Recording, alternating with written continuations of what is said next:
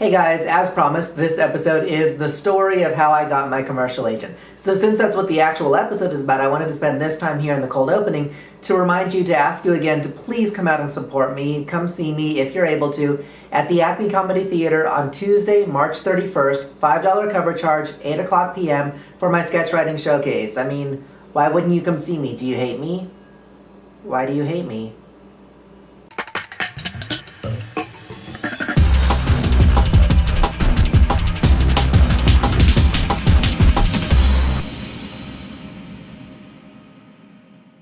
You know, I think about when I got my first commercial agent, I remember being exhilarated, obviously, but also feeling like I had absolutely earned it. I deserved it. I had put in the work. In fact, blind mailings are probably the least likely way to actually obtain representation, but the way I figure it, you absolutely won't if you never try.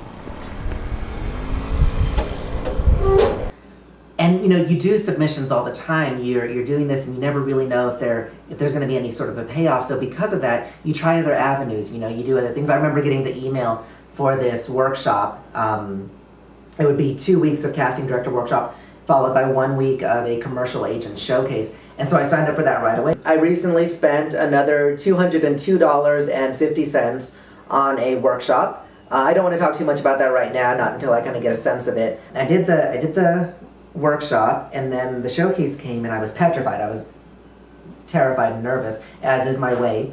But I went in there and I mock auditioned, as I call it, for my little scope commercial. And I felt pretty good about it, but you never really know because they're cool as cucumbers, you know. But I did get good feedback, you know. One good thing in particular from one of the agents named Joan Messenger. Nice, cute approach to material. And but again, you don't really know. Are they hollow words? Is there ever going to be any sort of follow-up? But sure enough, a couple of days later, I got a call from Joan Messenger at Pinnacle Commercial Talent, and we arranged a meeting. And again, petrified and nervous as hell, but I went in there and I did my meeting, and I felt like it went really, really well. And you have that feeling, you know, but you also don't really know, are they the kinds of people who are just really good at making people feel like it's gone really, really well? But I felt like it went well. And sure enough, the next day they called me and they offered to represent me. And I had an agent, just like that. And it felt so good. And between then and now, I've since had another meeting with them. I had some prints of other photos printed for them to look at, and they picked their 4 favorite, including my original headshot. And so I'm now up at Actors Access as well as LA Casting, which cost a little bit of money.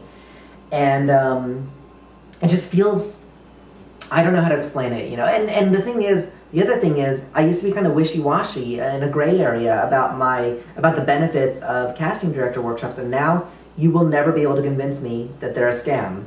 This happened because of a casting director workshop. Also, would I be where I am now? Would I have what I have now were it not for the Musecast? I don't know. Luckily, I'll never have to know, because as it happened, I was in the Musecast and I got my agent, and I remember my audition for the Musecast, telling whoever happened to watch that this would happen. What are my goals this year? If you were to join me on this journey, what would that journey be? I was gonna say hopefully, but I'm gonna say I will have an agent by the end of this year. And I got it. It happened.